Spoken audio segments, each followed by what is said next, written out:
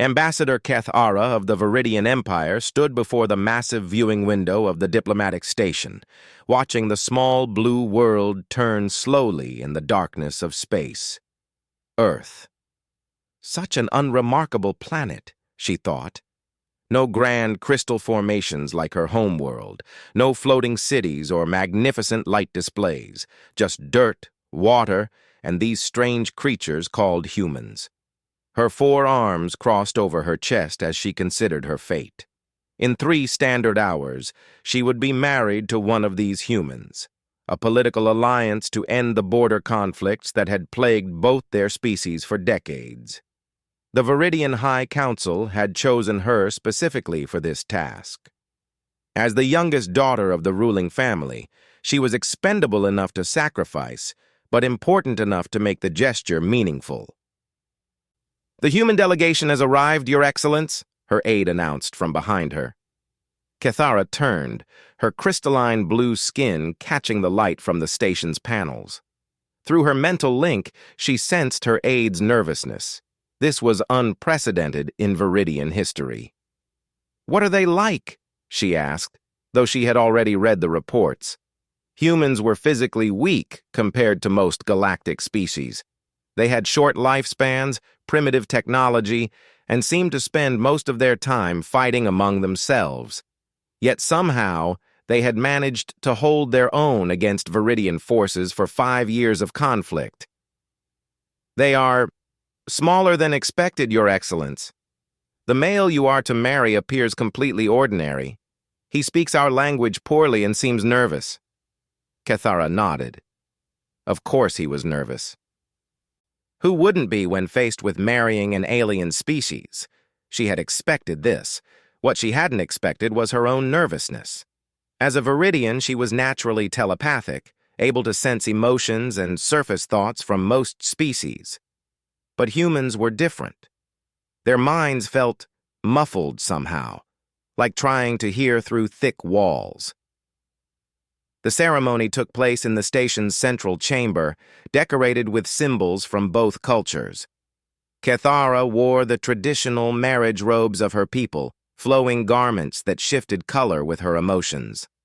Currently, they showed deep purple for uncertainty, mixed with silver for duty. When the human delegation entered, she got her first clear look at her future husband. He was indeed smaller than she had expected. Where she stood nearly 8 feet tall with her naturally elongated frame, he barely reached 6.5 feet. His skin was a pale pink color, not unpleasant, but so different from her crystalline blue. He had dark hair and what humans called brown eyes. But what struck her most was how quiet he felt. Most beings radiated emotional energy that she could read easily. This human, who she knew was called David Chen, felt almost blank to her mental senses. It was like looking at a closed door. The ceremony itself was brief. Both species had agreed on a simple exchange of vows and symbolic gestures. When David spoke his part, his voice was steady despite the nervousness she could sense from his body language. He had clearly practiced the Viridian words, though his pronunciation was rough. "I accept this bond for the peace of our peoples," he said in her language. "I will honor you and stand beside you."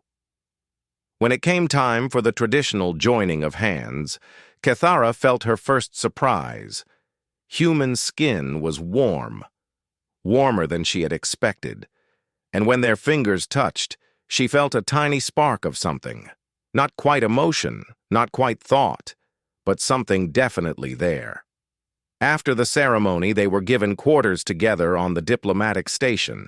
It would be their home for the next several months, while the formal peace treaties were negotiated. Kethara had expected awkwardness, perhaps even hostility. Instead, David seemed genuinely interested in learning about her culture. "I know this isn't what either of us planned," he said as they sat in the main room of their quarters. He was attempting to drink Viridian tea, though she could tell he didn't enjoy the metallic taste. "But I want to make this work, not just for politics, but for us." She studied him carefully. "You are not what I expected from a human." What did you expect? Aggression, primitiveness. Your species' reputation is not pleasant. David smiled, and she noticed how the expression changed his entire face. We can be pretty awful, I'll admit, but we're also capable of more than most people think. Over the following days, Cathara began to observe David more closely.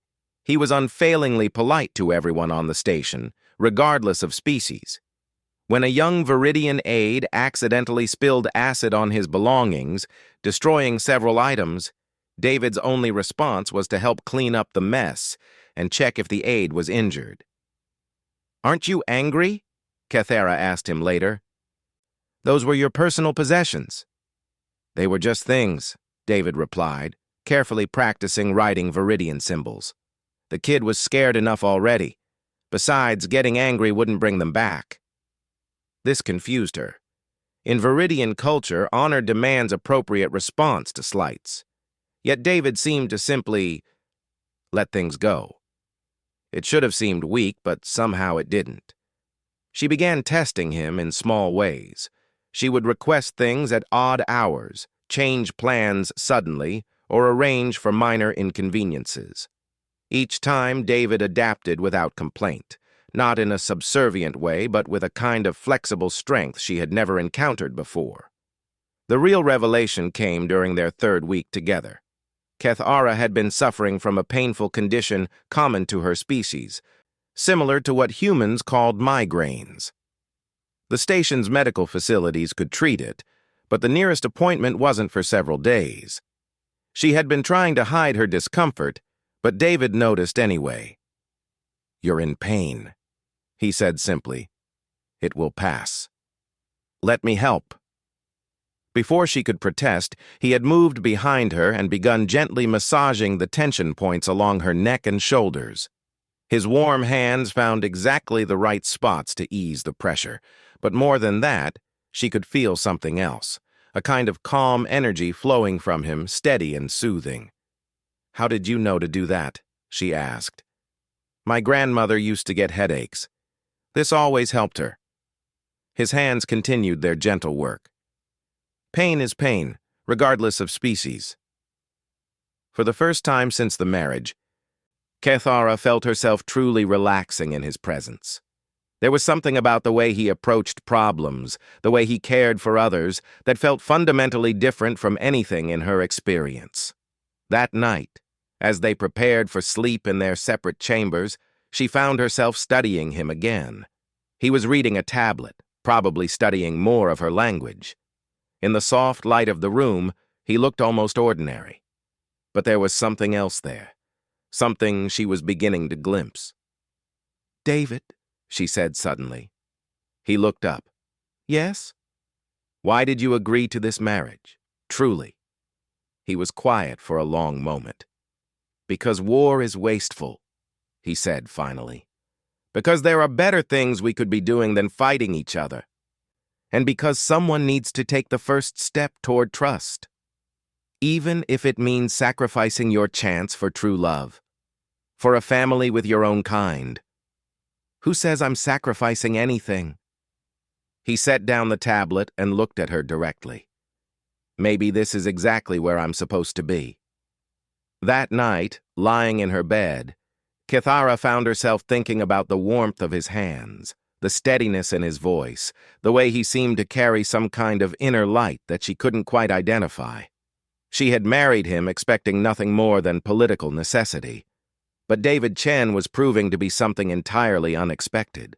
The next morning brought news that would change everything. A radical faction from both species had joined forces, rejecting the peace talks and planning attacks on the diplomatic station.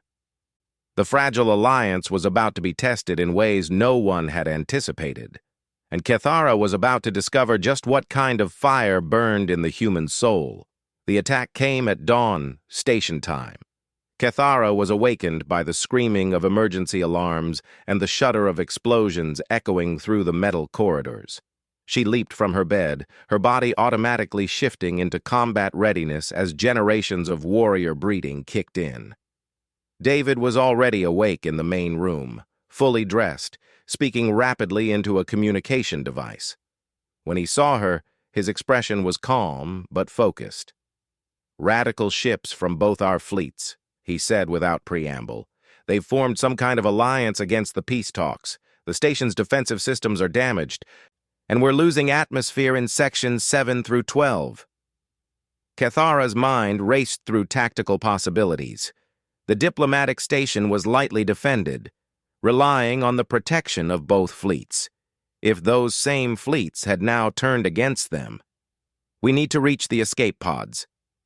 "The pod bays are in the damaged sections," David replied, checking his device again. "But there's something else. They're demanding we surrender ourselves to them. Both of us. The symbol of corrupted unity, they called us." Through the station's communication system, the voice of the rebel commander crackled to life. It spoke in the common trade language both species understood. "Citizens of the station, we give you 1 hour to surrender the false bride and her human mate to us. They represent the weakness and contamination of our pure cultures. Deliver them, or we will board this station and take them by force." Cathara felt her combat instincts surging. Her people were warriors. She would not cower before terrorists. "We fight," she declared, her robes shifting to the deep red of battle readiness. But David surprised her again. "Fighting won't save the innocent people on this station," he said quietly. "There are over 300 civilians here. Researchers, diplomats, their families. If we try to fight our way out, people will die." "People will die anyway," Cathara snapped. "These radicals won't stop with just us. They want to destroy the peace entirely." David was quiet for a moment, and she could see something working behind his eyes. When he spoke again, his voice carried a certainty that made her pause. "Maybe, but right now, we have a choice.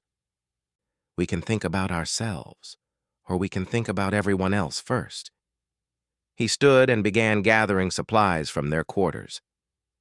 "I have an idea, but I need you to trust me." "What kind of idea?" "The kind that might get us killed, but could save everyone else." Over the next 30 minutes, David outlined his plan. It was audacious, dangerous, and relied on several assumptions about human and Viridian psychology that Cathara wasn't sure were accurate. But as she listened, she began to understand something new about her husband. He wasn't just thinking 1 step ahead. He was thinking 5 steps ahead. And more than that, he was considering variables and possibilities that her own military training had never taught her to account for. "You want to surrender ourselves to them?" she said slowly. "But not really." "I want to give them what they think they want," David corrected. "There's a difference." The plan required precise timing and no small amount of luck. But as they prepared, Cathara noticed something that made her start to see David in an entirely new light. Under pressure, he didn't become frantic or aggressive like most warriors she knew. Instead, he became calmer, more focused, like the pressure itself was making him stronger. When the time came, they walked together to the main docking bay. The rebel ships had already attached boarding tubes, and armed soldiers from both species were waiting for them. Cathara had never seen Viridians and humans working together before, and the wrongness of it struck her deeply. The rebel leader, a scarred Viridian named Mothkar, stepped forward. "The corrupt bride and her human pet. You will come with us now." "We're here," David said simply. "Let the others go." Mothkar laughed, a harsh sound. "You think we are honorless. We keep our bargains. The station will be spared once you are dealt with." But as they were being led toward the transport ships, David began to speak. Not loudly or dramatically, but in a conversational tone that somehow carried to every person present. "You know," he said to one of the human rebels, "my great-grandfather fought in Earth's last World War. He used to tell me stories about it, about how hatred can make people do terrible things to each other." The human rebel looked uncomfortable. "Shut up." "He also told me about the people who chose to stand up to that hatred, not because they were fearless, but because they were more afraid of what would happen if they didn't. I said, "Shut up," but David continued, his voice still calm and conversational. "The thing about fear is, it makes us think we have fewer choices than we actually do. Like right now, you think you only have two options: destroy the peace or watch your culture be corrupted." Cathara realized what he was doing. He wasn't trying to escape or overpower their captors.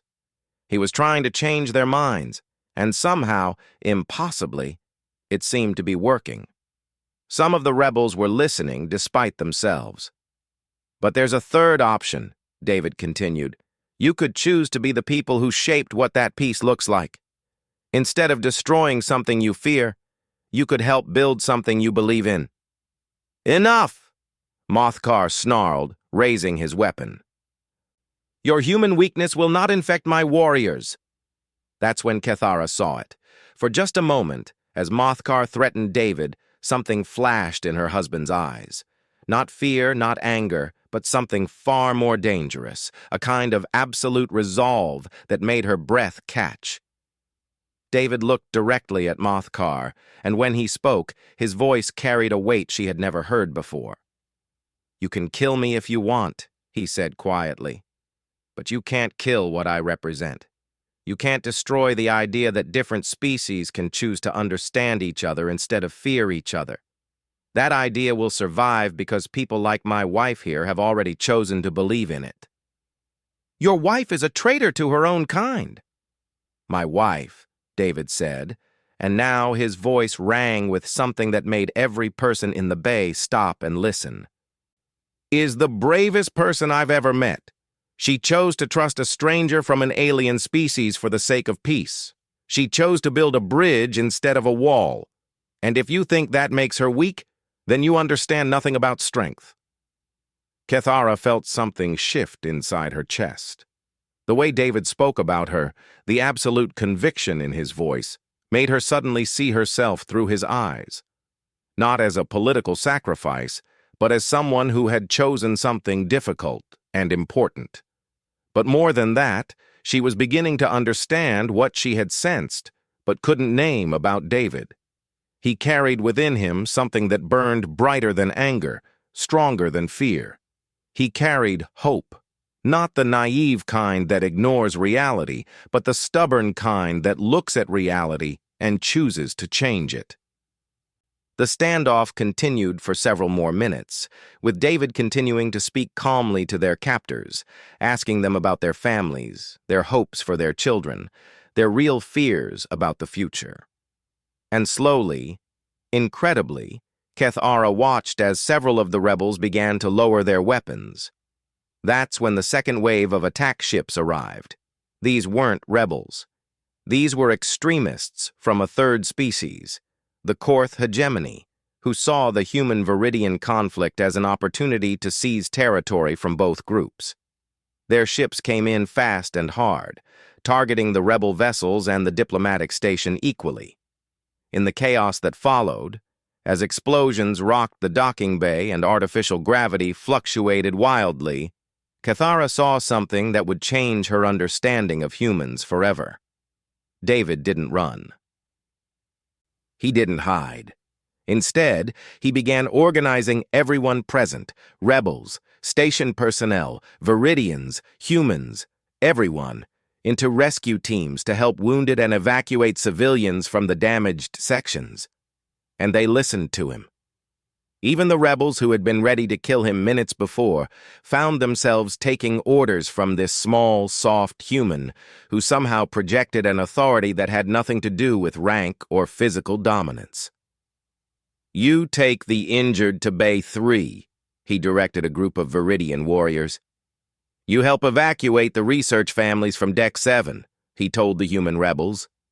"You work on getting communications restored, he instructed the station crew. In the midst of chaos and violence, David was creating order, not through force or threats, but through something Cathara was beginning to recognize as uniquely human: the ability to find hope in hopeless situations and inspire others to act on it. As she watched him coordinate the rescue efforts, moving wounded, calming panicked civilians, somehow managing to be everywhere at once despite his physical limitations, Cathara finally understood what she had been sensing all along. David's soul didn't just burn like a star, it burned for others, and that fire was strong enough to ignite the same flame in everyone around him. The Korth assault was unlike anything Cathara had ever witnessed. Their ships moved with perfect coordination, targeting life support systems and power grids with surgical precision. They weren't trying to destroy the station quickly. They were trying to make it die slowly, forcing everyone aboard to choose between surrender and suffocation. In the emergency command center that David had somehow established in a maintenance bay, representatives from all three species worked side by side. The former rebels, the station crew, even some of the Korth prisoners they had taken when a boarding party was repelled. All of them looked to David for guidance. "Status report," he said calmly, as if he had been commanding mixed-species operations his entire life. "Life support is failing in sections 1 through 5, reported a Viridian engineer. "We have maybe 6 hours of breathable air left for the full station population." "Main communications are down," added a human technician. "The Korth are jamming all frequencies." "Weapon systems are completely offline," finished a station security officer. "We can't fight back." Around the room, Cathara could feel the despair radiating from the assembled beings. They were trapped, outnumbered, and slowly dying. By every tactical assessment she had ever learned, their situation was hopeless. But David simply nodded and began giving orders. "Teams 1 through 4. You're going to restore life support by rerouting power from non-essential systems. I need you to think creatively. We don't need lights or recreational facilities right now, but we do need air." He turned to another group. "Teams 5 and 6, work on communications. If we can't use standard frequencies, then we get inventive. What about using the station's structural metal as a giant antenna? Can we create a signal that way?" "That's impossible," protested a Korth engineer. "The harmonics would never—" "Nothing's impossible until we try it," David interrupted gently. "What would we need to make it work?" As Cathara watched, something extraordinary began to happen. The engineer started explaining the theoretical requirements for David's seemingly impossible idea. Other team members began suggesting modifications and improvements. What had started as desperate fantasy began taking on the shape of an actual plan. But that wasn't the most remarkable thing. The most remarkable thing was that David somehow made each person feel like their contribution was essential. He listened to everyone. The senior engineers and the junior technicians, the former rebels and the station personnel, even the children who had been evacuated from the family quarters. When a young Viridian child suggested using her toy communicator to boost signal strength, David didn't dismiss her. Instead, he examined the device carefully and discovered it used a frequency band the Korth weren't jamming. "Brilliant," he told the child, and meant it. "Can you help us modify the other communicators to use the same frequency?" Cathara found herself assigned to the most dangerous task: leading a team to manually restore power connections in the sections of the station that were open to space. It required someone with her species' natural resistance to low-pressure environments and her military training. As she suited up for the dangerous mission, David approached her privately. "Are you sure about this?" he asked. "I could find another way." "This is what I'm trained for," she replied. But she found herself studying his face, looking for signs of the fear that any rational being should feel when sending their spouse into mortal danger.